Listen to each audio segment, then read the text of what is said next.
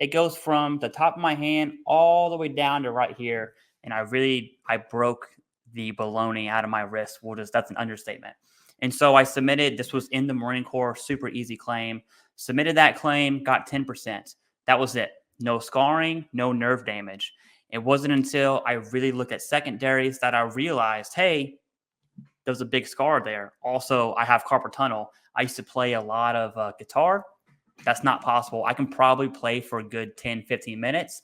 And then my hand goes there. It's a painful numbness that happens in my hand now. But I think it's a good example. You know, we both had CMP exams where radiculopathy was accounted for in that DBQ.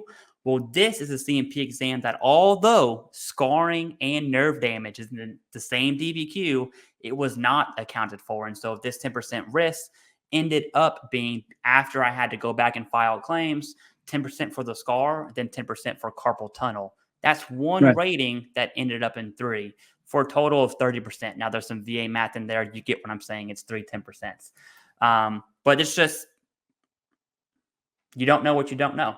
I could have went my whole life not knowing I could have 20% more for my wrist. And you just don't know what you don't know.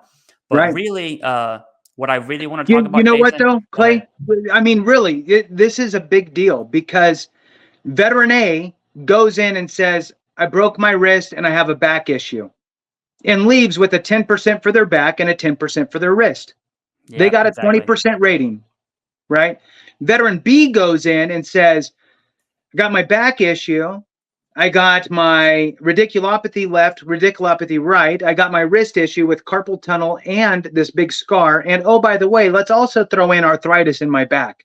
Mm-hmm. All of that added up is probably 70% or higher, because arthritis can be, 40% potentially in that same kind of situation. So big difference, a 20 to a 70%, maybe even 80%. I mean, it's hard to say. Depends. So I'd have to sit here and do the funny math, but it's what you don't know will cost you tens of thousands of dollars or even hundreds of thousands of dollars in your pocket. And one of the things that I can't stand to hear is, I don't really need it.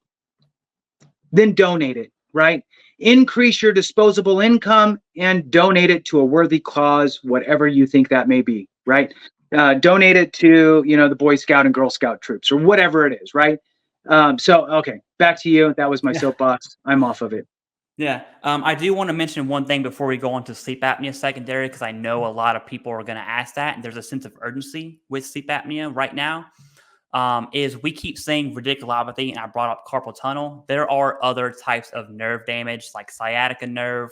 There's femoral nerves in your legs that can also come from the spine.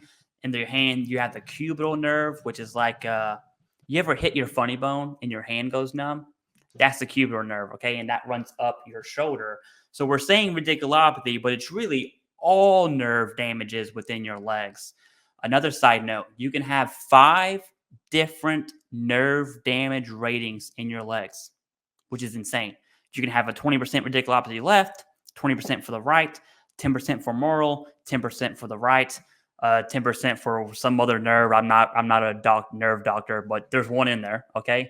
That would be a huge bilateral fat factor. And then for the arms, you can only have 1 on each side for a total of 2. So keep that in mind.